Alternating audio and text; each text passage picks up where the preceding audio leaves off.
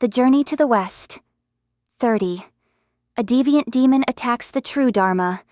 The Horse of the Will recalls Mind Monkey.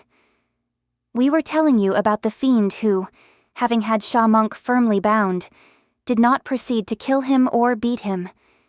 He did not, in fact, utter so much as an abusive word to his prisoner.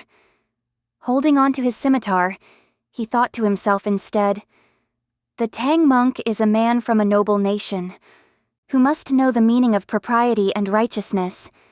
How could he possibly send his disciples to try to seize me, when it was I who spared his life in the first place? Aha! It has to be some sort of letter sent by that wife of mine back to her kingdom, and that's how the news is leaked. Let me go ask her." Turning savage all of a sudden, the monster wanted to kill the princess. The princess, alas, was still in the dark about the whole matter. After putting on her makeup, she was walking along when she saw the fiend approaching with bulging eyes and knitted brows, fiercely grinding his teeth together. Smiling broadly, she said to him, "Husband, what's bothering you so terribly?" "You filthy bitch," cried the fiend. "You don't have any regard for human relations. When I first brought you here, you didn't utter half a word of protest. You had silk to wear and gold to put on. Whatever you needed, I went out to procure. You have been enjoying the goods of all 4 seasons, and my deep affection every day. Why do you still think only of your parents, with no care at all for our marriage?" When the princess heard what he said, she was so terror-stricken that she knelt on the ground at once. "Husband," she said, "why are you speaking such words of separation today?" "I don't know whether it's you or I who wants separation," said the fiend. "I caught the Tang monk and wanted very much to enjoy him. Why did you promise him release before you even consulted me? The fact of the matter had to be that you wrote a letter in secret and asked him to deliver it for you. If it weren't so, why did those 2 monks come fighting back to my door and demand your return? Didn't you do all this?" "Husband, you wrong me," said the princess. "Since when did I send any letter?" "Still trying to deny it, huh?" said the fiend. "I've caught someone here who's going to be a witness." "Who's he?" asked the princess. The old fiend said, "Sha Monk, the 2nd disciple of the Tang monk. Now, no human person is likely to accept death willingly, even if death is near." Determined to deny everything, the princess said, "Husband, calm yourself and let us go question him. If there were a letter, I would gladly let you beat me to death. But if there were no such letter, wouldn't you have slain me unjustly?" When the fiend heard these words, he did not wait for further discussion. Stretching forth his indigo hand that had the size and shape of a winnow, he grabbed the princess by those 10,000 locks of long, lovely hair and pulled her all the way to the front. He threw her to the ground and then went forward, scimitar in hand, to question the prisoner.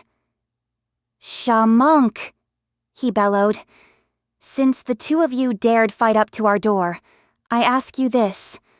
Was it because this girl had sent a letter back to her country that the king told you to come?" When the shackled Sha Monk saw how furious the monster was, hurling the princess to the ground and threatening to kill her with a scimitar, he thought to himself, "Of course she sent a letter, but she also saved my master, and that was an incomparably great favor. If I admitted it freely, he would kill the princess on the spot, and that would have meant our repaying kindness with enmity. All right. Old Sand, after all, has followed Master all this time, and I haven't made the merest of merit. Today, I'm already a bound captive here. I might as well offer my life to repay my master's kindness." He then shouted, "Monster, don't you dare be unruly. What kind of letter did she send that made you want to accuse her and take her life? There was another reason for us to come to demand from you the princess. Because you had imprisoned my master in the cave, he had the chance to catch a glimpse of the princess, her looks, and her gestures. By the time we reached the precious image kingdom and had our travel rescript certified, the king was making all kinds of inquiry about the whereabouts of his daughter with a painted portrait of hers. He showed my master that portrait and asked us whether we had seen her on the way. When my master described the lady he saw at this place, the king knew it was his daughter. He bestowed on us his own imperial wine and commanded us to come here to take you captive and bring his princess back to the palace. This is the truth. Since when was there a letter? If you want to kill someone, you can kill old sand. But don't harm an innocent bystander and add to your sins. When the fiend heard how heroically Sha Monk had spoken, he threw away his scimitar and lifted the princess up with both his hands, saying, "I was quite rough with you just now, and I must have offended you deeply. Please forgive me." He helped her straighten her hair again and reset the bejeweled ornaments with great tenderness and amiability, hugging her and teasing her as they walked inside. He then asked her to take a seat in the middle of the chamber and apologized again. The princess, after all, was a rather fickle woman. When she saw how penitent he became, she too had a change of heart. "Husband," she said, "if you have regard for our love, please loosen those ropes on Sha Monk a little." When the old fiend heard that, he ordered the little ones to untie Sha Monk and lock him up instead. After he was freed and locked up, Sha Monk stood up, secretly pleased and thinking to himself, "The ancients said, kindness to others is really kindness to oneself. If I were not kind to her, she wouldn't make him untie me, would she?" The old fiend, meanwhile, asked also for wine and food, to be served as a means of making further amends to the princess and calming her fears. After drinking until they were half tipsy, the old fiend suddenly changed into a brightly colored robe and girded a sword on his waist. "Mistress," he said, caressing the princess with his hand, "you stay home and drink some more. Look after our 2 kids and don't let Sha Monk get away. While the Tang Monk is still in the kingdom, I'm going there to get acquainted with my kin." "To get acquainted with what kin?" asked the princess. "Your father king," said the old fiend. "I'm his imperial son-in-law, and he's my father-in-law. Why shouldn't I go and get acquainted?" The princess said, "You can't go." "Why not?" said the old fiend. The princess said, "My father king did not win his empire by might on horseback. He inherited it from his ancestors. Since he ascended his throne in his youth, he hasn't even left the gate of the city. We have no violent men with looks so savage and gruesome as yours. If you meet him, you might scare him, and that wouldn't be a good thing. It's better that you not go to get acquainted." "If you put it like that," said the old fiend, "let me change into a handsome fellow and go there." "Change and let me look at you first," said the princess. "Dear monster." Right before the dining table, he shook his body once and changed into a very comely person. Truly, he had most elegant features and a rugged physique. He spoke like a mandarin and moved with the grace of youth. Gifted as Zijian, he could rhyme with ease. He looked like Pan An when they tossed him fruits. He put on his head a crowtail cap, his hair gathered in smoothly, and wore on his body a lined white silk robe with wide, billowy sleeves. Beneath his feet were patterned black boots. Around his waist shone the 5-colored belt. He had the true bearing of a striking man, handsome, tall, dignified, and full of strength. The princess was most pleased by what she saw. "Mistress," said that fiend laughing, "is it a good transformation?" "Marvelous, marvelous," said the princess. Just remember this. Once you enter the court, many officials, both civil and military, will no doubt invite you to banquets, since it's my father king's policy never to reject any relatives. You must be extra careful when you drink not to reveal your original appearance.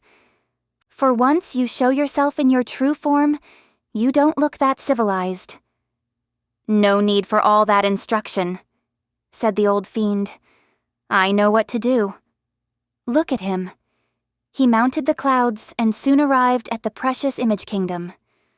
Lowering their direction, he went before the court and said to the guardian of the gate, "The third imperial son-in-law came especially to seek an audience with the throne. Please report this for me." The custodian of the yellow gate went before the white jade steps and made the report, saying, "Your Majesty, the third imperial son-in-law has come to seek an audience with the throne. He is outside the gate of the court and awaits your summons." The king was just conversing with the Tang monk. When he heard of the third imperial son-in-law, he asked his ministers, "We have only 2 sons-in-law. How is it that there is a third?" "The third imperial son-in-law," said several of the ministers, "must be that monster." "Shall we summon him in?" asked the king. Already apprehensive, the elder said, "Your Majesty, it's a monster spirit. If he's not a spirit, he will not be intelligent. He must know the future and the past, for he is able to mount the clouds and ride the mists. He'll come when you summon him, but even if you did not, he would come in anyway. You might as well summon him in, so that we might be spared any kind of hassle." The king gave his consent and ordered the fiend be summoned before the golden steps. He, too, went through an elaborate performance of court ritual to pay homage to the king. When all the officials saw how handsome he was, they dared not consider him a monster spirit. Being of fleshly eyes and mortal stock, they regarded him as a good man instead. When the king saw how lofty and dignified he appeared, he also thought that this was a man of distinguished abilities, fit to govern the world. "Son-in-law," he said, "where is your home? What region are you from? When did you marry our princess? Why did you wait until today before coming to be recognized as our kin?" "My lord," said the old fiend, kowtowing, "your subject comes from a household east of this city, in the current moon cave of the Casserole Mountain." The king asked, "How far is your mountain from our place?" "Not far," replied the old fiend. "Only about 300 miles.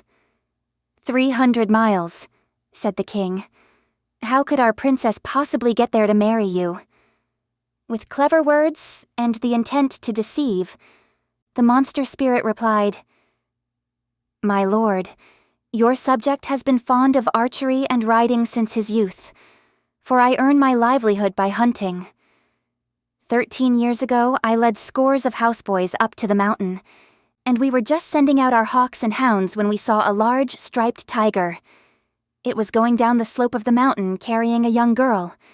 It was your subject who shot the tiger with a single arrow and brought the girl back to our village, where she was revived with some warm liquids. When I questioned her about her home after saving her life, she never mentioned the word princess. Had she declared that she was the third princess of your Majesty? Would I dare be so insolent as to marry her without your consent? I would have tried to enter the Golden Palace and seek some kind of appointment, however lowly, in order to be worthy of her. Because she claimed, however, that she was a girl from some peasant household, your subject asked her to remain in my village. We seemed to be ideally suited for each other, and we were both willing. That's why we've been married for these 13 years. After our wedding, I was about to slaughter the tiger and use it to fate the relatives. The princess, however, requested me not to do so, And she put her reason aptly in these poetic lines. Heaven and earth made us husband and wife. With no broker or witness, we were wed. Red threads did bind our feet in previous lives. That's why the tiger is our go-between. Because of what she said, your subject untied the tiger and spared its life. Claws flailing and tail wagging, it ran away still carrying the arrow wound. Little did I anticipate that after a few years, the tiger thus spared managed to become a spirit in the mountain through self-cultivation, bent on seducing and hurting people. Some years ago, your subject had heard of several scripture pilgrims, all priests sent by the Great Tang. The tiger, I think, must have taken their lives. He probably got hold of the travel documents and changed into one of their forms to come here to deceive my lord. My lord, the person sitting on that brocaded cushion over there, is none other than the tiger which carried away the princess 13 years ago. He is not a real scripture pilgrim. Look at that capricious ruler. His foolish, undiscerning eyes of the flesh could not recognize the monster spirit. Instead, he regarded that entire specious speech to be the truth. "Worthy son-in-law," he said, "how could you tell that this monk is a tiger, the one which carried away our princess?" "My lord," said the fiend, "what your subject feeds on in the mountain are tigers. What he wears are also tigers. I sleep with them and rise with them. How could I not recognize them?" "In that case," said the king, "make him appear in his true form." The fiendish creature said, "Please give me half a cup of clean water, and your subject will make him appear in his true form." The king ordered an official to fetch the water for the imperial son-in-law. Taking the cup in his hand, the fiend got up and went forward to exercise the dim eyes, still body magic. He recited a spell and spat a mouthful of water on the Tang monk, crying, "Change!" The true body of the elder at once became invisible. What everyone saw in the palace was a ferocious striped tiger instead. In those worldly eyes of the king and his subjects, the tiger truly had a white brow and a round head, a striped body and lightning eyes. Its 4 huge paws were straight and rugged. Its 20 claws were hook-like and sharp. Saw-like teeth filled its mouth. Pointed ears joined its eyebrows. Savage, it bore the form of a big cat. Raging, it had the shape of a brown steer. Steel hairs stood rigidly like silver strips. A red tongue, dagger-like, belched nasty air. It was indeed a striped, ferocious thing, blasting the palace with its awesome breaths. When the king saw it, his soul melted and his spirit fled, while many of his subjects were frightened into hiding. A few courageous military officials led the captains and guards to rush forward and began hacking away with their weapons. If it had not been for the fact that the Tang monk, this time, was not yet fated to die, even 20 monks would have been reduced to minced meat. Fortunately, he had at this time the secret protection of light and darkness, the guardians, the sentinels, and the protectors of the faith in the air. For that reason, the weapons of those people could not harm him. The chaos in the palace lasted until evening, when the officials decided to capture the tiger alive and lock it up with chains before placing it in an iron cage.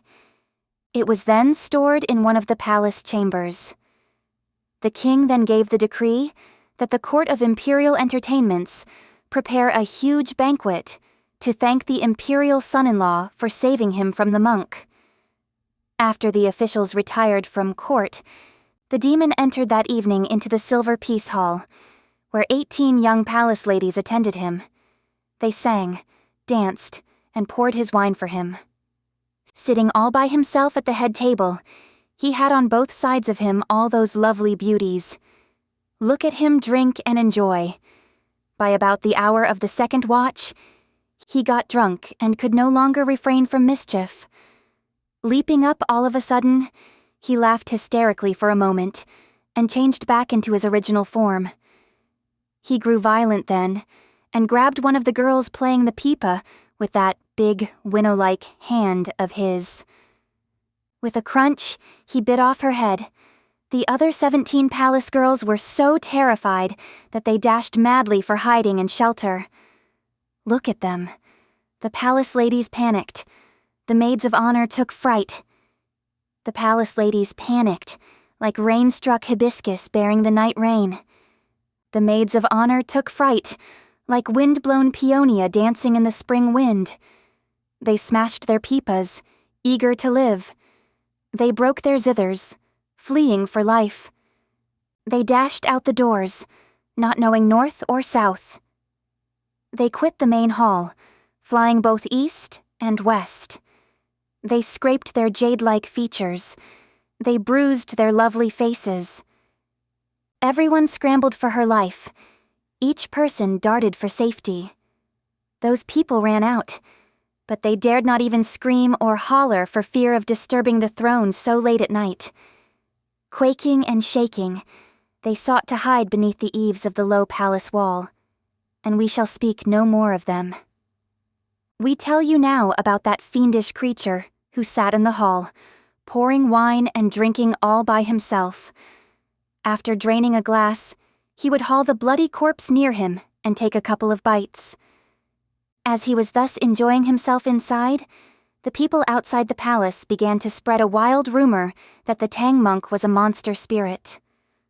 All the hubbub soon reached the Golden Lodge post house. At that time, there was no one at the post house except the white horse, which was consuming hay and feed in the stall. He was originally the dragon prince of the Western Ocean, you recall, but because of past offense against heaven, his horns were sawed off and his scales were shorn. He was changed into the white horse so that he could carry the Tang monk to acquire scriptures in the West. When he suddenly heard people saying that the Tang monk was a tiger spirit, he thought to himself, "My master is definitely a true man." It had to be that fiend who changed him into a tiger spirit in order to harm him. What's to be done? What's to be done? Big Brother is long gone, and there is no news from either Sha Monk or Eight Rules. He waited until it was about the second watch, and then he said to himself, "If I don't try to rescue the Tang monk now, this merit will be undone. Finished." No longer able to contain himself, he bit through the reins and shook off the saddle. All at once he changed himself once more into a dragon and mounted the dark clouds to rise into the air. We have a testimonial poem for him, and the poem says, "The priest goes west to seek the world, honored one, though foul and fiendish vapors clog the way. Tonight he's a tiger. What hopeless ordeal." The white horse drops, reins his master to save. In midair, the young dragon prince saw that the silver peace hall was aglow with lights, for there were 8 huge candelabra standing inside with all their candles lit. As he lowered the direction of his clouds, he looked carefully and saw the monster seated alone at the head table and gorging himself with wine and human flesh. "What a worthless fellow," said the dragon with a laugh. "He has shown his hand. He's revealed himself. It's not very smart, is it, to eat people? Since I don't know the whereabouts of Master, and I have only this lawless demon before me, I might as well go down there and have some fun with him. If I succeed, I might be able to catch the monster spirit first, and then rescue my master." Dear Dragon Prince. With one shake of his body, he changed himself into a palace maid, truly slender of body and seductive in appearance. She walked swiftly inside and bowed to the demon, saying, "Imperial son-in-law, please don't hurt me. I came to pour wine for you." "Pour then," said the fiend. Taking up the wine pot, The little dragon began pouring until the wine was about half an inch higher than the rim of the goblet. But the wine did not spill. This was, in fact, the magic of water restriction used by the little dragon, though the fiend did not know it even when he saw it. "What uncanny ability you have," he said, highly pleased. The little dragon said, "I can pour and make it go even higher." "Pour some more. Pour some more," cried the fiend. The little dragon took the pot and kept on pouring, until the wine rose like a pagoda of 13 layers with a pointed top. Not a drop of it was spilled. The fiendish creature stuck out his mouth and finished a whole goblet before he picked up the carcass and took another bite. Then he said, "You know how to sing?" "A little," said the little dragon, who selected a tune and sang it before presenting another goblet of wine to the fiend. "You know how to dance?" said the monster. The little dragon said, "A little also, but I'm empty-handed, and the dance won't be attractive." Lifting up his robe, the fiend unbuckled the sword he wore on his waist and pulled the blade out of the sheath. The little dragon took the sword from him and began to dance in front of the dining table, wielding the sword up and down, left and right. She created intricate patterns of movement. Waiting until the fiend was completely dazzled by the dance, the little dragon suddenly broke the steps and slashed him with the sword. Dear monster! He lunged sideways and the blow barely missed him. The next thrust of the dragon was met by a candelabrum made of wrought iron and weighing about 80 or 90 pounds, which the monster picked up in a hurry. The two of them left the Silver Peace Palace as the little dragon changed back to his original form to do battle with the fiend in midair. This battle in the darkness was something. How was it, you ask? This one was a monster born and formed on Casserole Mount. That one was a chastised true dragon of the Western Ocean. This one gave off bright light, like white lightning. That one belched out potent air like bursting red cloud. This one seemed a white-tusked elephant, let loose among mankind. That one seemed a golden-clawed wild cat flown down to earth. This one was a jade pillar propping up heaven. That one was a golden beam bridging the seas. The silver dragon flew and danced. The yellow demon flipped and flopped. The precious sword, left and right, did not slow down.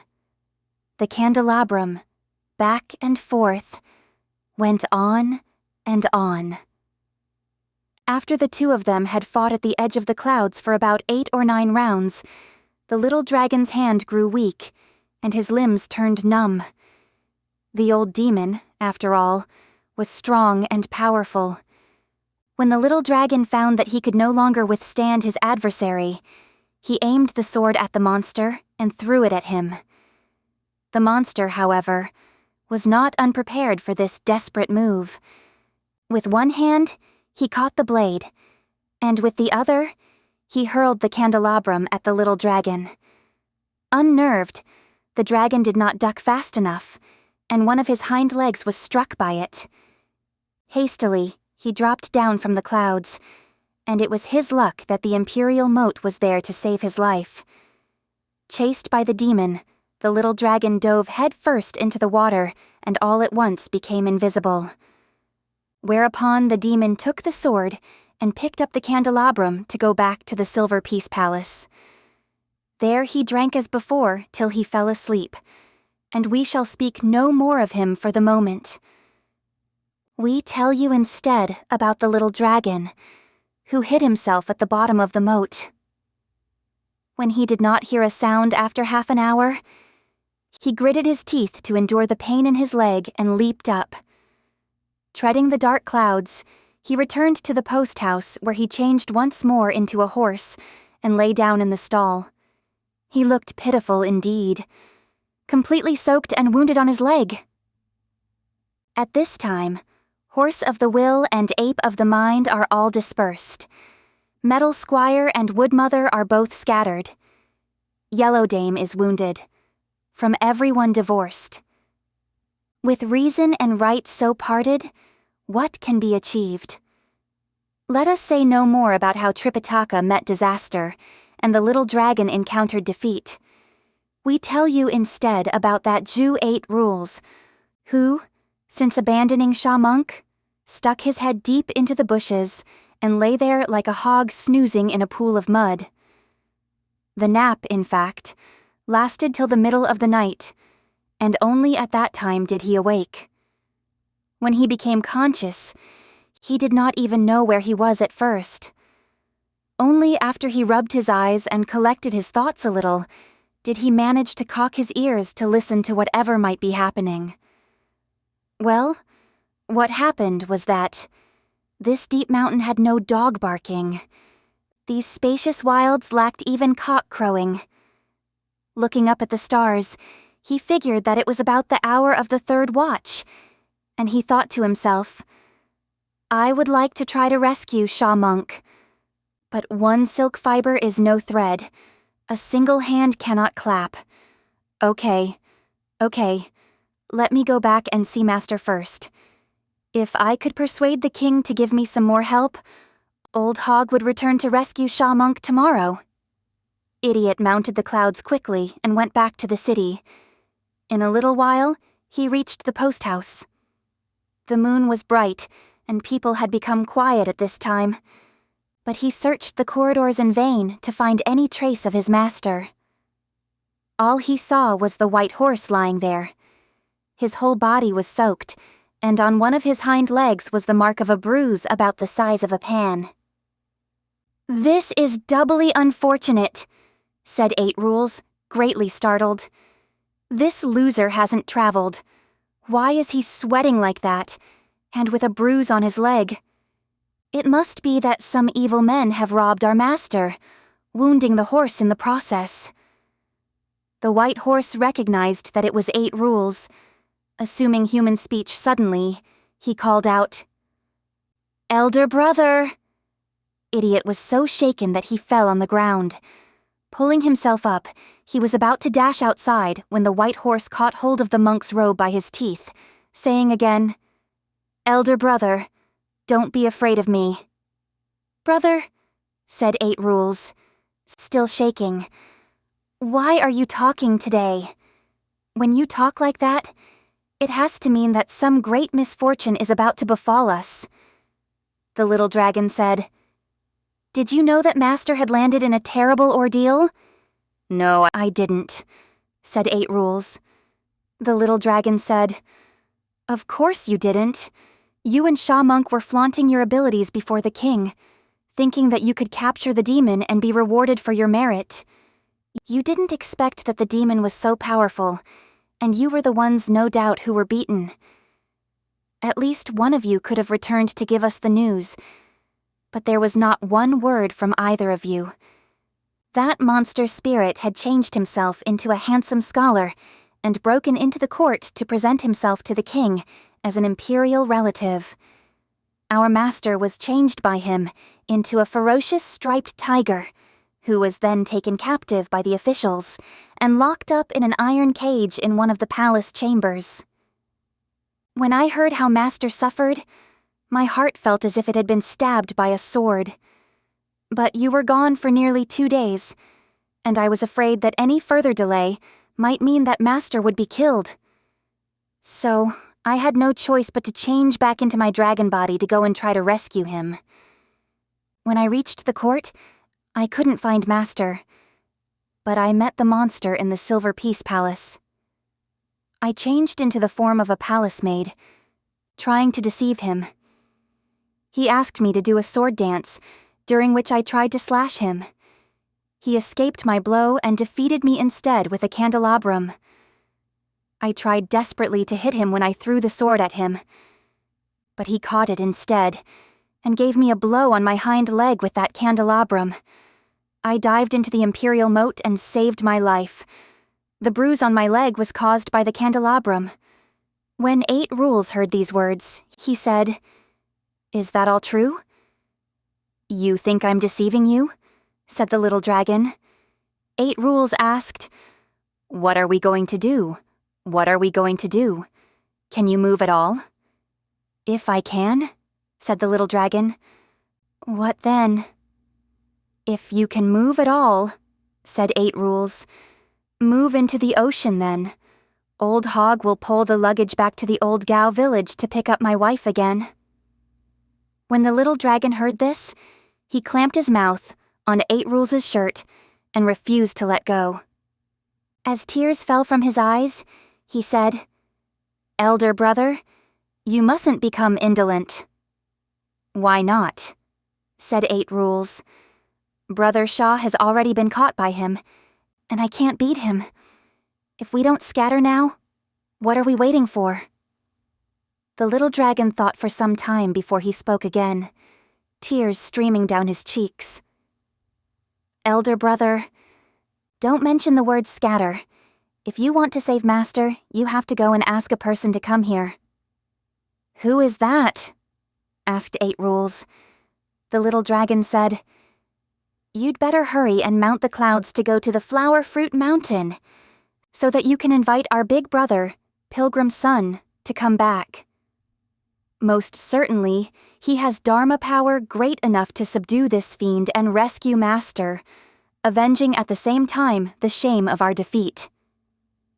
"Brother," said Eight Rules. "Let me go ask someone else. That monkey and I are not on the best of terms, you know. When he killed that Lady Whitebone back there on the White Tiger Ridge, he was mad at me already for wheedling Master into reciting the Tight Fillet spell. I was just being frivolous, and I didn't think that the old priest would really recite it and even banish him. I don't know how he hates me now, and I'm certain also that he won't come back. Suppose we have a little argument then. That funeral staff of his is pretty heavy, you know. If he doesn't know any better at that moment and gives me a few strokes, you think I'll be able to live?" The little dragon said, "He won't hit you, because he is a kind and just monkey king.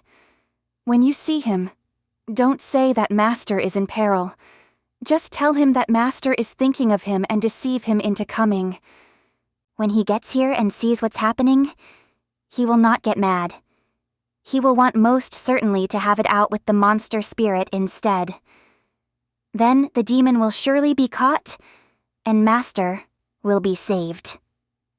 All right, said Eight Rules. "You are so dedicated. If I don't go, it'll mean that I'm not dedicated. I'll go, and if indeed Pilgrim consents to come, I'll return with him. But if he is unwilling, then don't expect me, because I won't be coming back either." Go, said the little dragon. "He will certainly come." Idiot indeed put away his muckrake and straightened his shirt. He leaped up and mounted the clouds, heading straight toward the east. It so happened that the Tang monk was not yet fated to die. The wind was blowing in the right direction. All Idiot had to do was to stick up his huge ears, and he sped across the eastern ocean as if sails were hoisted on him. The sun was just rising when he dropped from the clouds to find his way in the mountain. As he was walking, he heard someone talking. He took another careful look and found Pilgrim sitting on a huge boulder in a mountain valley. Before him, some 1,200 monkeys lined up in ranks, all shouting, "Long live our father great sage!" Eight Rules said, "What pleasures, what pleasures. No wonder he doesn't want to be a monk and wants only to come home. Look at all these goodies. Such a huge household, and so many little monkeys to serve him. If Old Hog has a large farm like this, I'm not going to be a monk either. Since I've arrived, what shall I do? I suppose I'll have to see him." But Idiot was in truth afraid of Pilgrim, and he dared not show himself openly. Sliding down the grassy meadow, he crawled stealthily into the midst of those 1,000-odd monkeys, and began to kowtow also along with them. He had no idea how high the great sage was sitting and how sharp his vision was. Having seen everything all at once, the Monkey King asked, Who is that barbarian in the ranks who's bowing in such a confused manner? Where does he come from? Bring him up here." Hardly had he finished speaking when the little monkeys, like a swarm of bees, pushed 8 Rules to the front and pressed him to the ground. Pilgrim said, "Barbarian, where did you come from?" "I dare not accept the honor of your questioning me," said 8 Rules, his head lowered. "I'm no barbarian. I'm an acquaintance." Pilgrim said, "All the monkeys under the command of the great sage here have similar features. Not like that lubberly face of yours. You must be some fiendish demon from another region. If so, and if you want to be a subject of mine, you should have first presented us with your name and the particulars of your age and antecedents on a card, so that I can take your role when you are assigned to our ranks here. But you haven't even done that. And you dare kneel here to bow to me." With his head and snout lowered, 8 Rules said, "Oh, for shame. I'll show you my face. I have been a brother of yours now for a few years, and you still claim that you don't recognize me, calling me some kind of barbarian." "Raise your head and let me have a look," said Pilgrim with a chuckle. Sticking his snout upward, Idiot said, "Look, even if you can't recognize me, you can at least recognize this snout of mine." Pilgrim could not refrain from laughing and saying, "Jew 8 Rules." As soon as he heard this, he jumped up, crying, "Yes, yes, I am Jew 8 Rules." He thought to himself also, "If he recognizes me, then it's easier to speak." Pilgrim said, "Why aren't you accompanying the Tang monk to go fetch scriptures? Why are you here? Could it be that you too have offended Master and he banished you also? Do you have any letter of banishment? Let me see it." "I didn't offend him," said 8 Rules, "and he didn't give me any letter of banishment, nor did he dismiss me." "If there's no letter and he didn't dismiss you, why are you here?" asked Pilgrim. 8 Rules replied, "Master has been thinking of you. He told me to come and invite you to go back." "He didn't think of me, nor did he invite me," said Pilgrim. "He swore to heaven that day, and he wrote the letter of banishment himself. How could he think of me and ask me to go back? I definitely will not go back." 8 Rules lied conveniently, saying, "He really did think of you. He really did think of you." "What made him think of me?" asked Pilgrim. 8 Rules said, "As Master was riding on the horse, he called out at one point, 'Disciple.' I didn't hear him, and Shaw Monk claimed that he was somewhat deaf. Master at once thought of you, saying that we were worthless, and that only you were smart and alert enough to answer once you were called, to give 10 replies to 1 question. That's how he thought of you, and he has sent me specially to ask you to go back.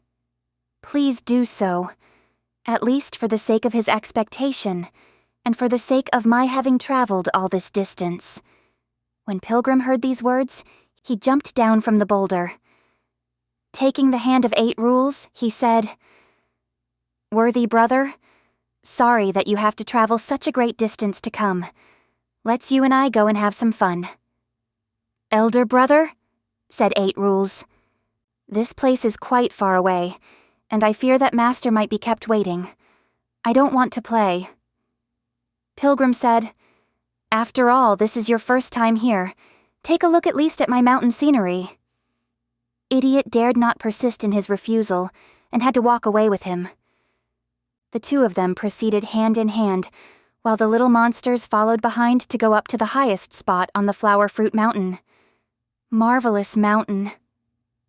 Ever since the great sage's homecoming, it had been completely made new by his labor these few days. You see the mountain green as carved jade, tall like a cloud scraper. All around are tigers crouched and dragons coiled. On four sides are frequent calls of apes and cranes. At dawn, the clouds blockade the summit. At dusk, the sun is poised above the forest. The flowing stream murmurs like tingling girdle jade. The brook sounds drop by drop a psaltery note. Before the mountain are ridges and tall cliffs. Behind the mountain are flowers and dense woods. It touches the jade girl's hair-washing bowl above. It joins a branch of heaven's river down below. This cosmos-formed beauty surpasses Penglai, a true cave mansion born of primal breaths. Even master artists find it hard to sketch, nor can wise immortals depict it all. Like open works, carved finely fantastic rocks in fantastic colors soar up at the top. The sun moves in 1,000 purple rays. Auspicious air forms countless strands of red mist. A cave heaven, a blessed place among mankind. A mountain full of fresh blossoms and fresh trees. Delighted by the endless splendor of the scenery, 8 Rules said, "Elder brother, what a lovely place. Truly the #1 mountain in the whole world." "Worthy brother," said Pilgrim. "Think you can pass the time here?" "Look at the way Elder brother talks," chuckled 8 Rules. "This precious mountain is a cave heaven, a land of blessing. How could you say, 'pass the time'?" The two of them chatted amiably for a long time before descending from the peak. They met on the way several little monkeys, all holding purple grapes, fragrant pears, bright golden loquats, and dark red strawberries. Kneeling by the road, they cried, "Father, great sage, please have some breakfast." "My brother Ju," said Pilgrim laughing, "has a huge appetite, and he doesn't take fruits for breakfast. Nonetheless, please don't be offended by such trifles. Use them as snacks and take a few." 8 Rules said, "Though I have a huge appetite, I do as the natives do anywhere. Yes, by all means bring them up here. I'll try a few for taste." The two of them ate the fruits, and the sun was fast rising high. Afraid that there might not be enough time to save the Tang monk, Idiot tried to urge his companion to leave, saying, "Elder brother, Master is waiting for us. Please hurry and go." "Worthy brother," said Pilgrim, "I'm inviting you to have some fun with me at the Water Curtain Cave." 8 Rules at once declined, saying, "I appreciate your kind thoughts, old brother, but Master has waited for a long time already. There's really no need for us to enter the cave." "In that case," said Pilgrim, "I dare not detain you. I'll say goodbye right here." "Elder brother," said 8 Rules. "Aren't you going with me?" Pilgrim said, "Go where? This place of mine is neither governed by heaven nor controlled by earth. I'm completely free here. Why shouldn't I enjoy this? Why should I become a monk again?" "I will not go. You have to go back by yourself. And please tell the Tang monk that once he has dismissed me, don't ever think of me again." When Idiot heard these words, he dared not press any further, for he was afraid that Pilgrim's temper might flare, and he would then receive a couple of strokes from the rod. He had no alternative but to take leave meekly and find his way back. When Pilgrim saw him leave, he ordered 2 agile little monkeys to follow him and to find out what he was going to say. Indeed, when that idiot descended the mountain, he did not cover more than 3 or 4 miles before he turned around and pointed his finger at the direction of Pilgrim. "You ape!" he cried. "You don't want to be a priest. You choose to be a monster instead. What an ape! I came here with good intentions to ask him to go back, but he refused. All right, if you don't want to go, you don't have to." He took a few steps and began his castigations again. The 2 little monkeys ran back to report, "Father Great Sage, that Jew 8 Rules is rather sneaky. He's ranting at you as he walks away." Pilgrim grew angry and shouted, "Seize him!" All the little monkeys rushed after 8 Rules and pushed him to the ground. Clutching at his mane and tugging at his ears, pulling his tail and grabbing his hair, they hauled him bodily back to the cave. We do not know how he will be treated or what will happen to him. Let's listen to the explanation in the next chapter.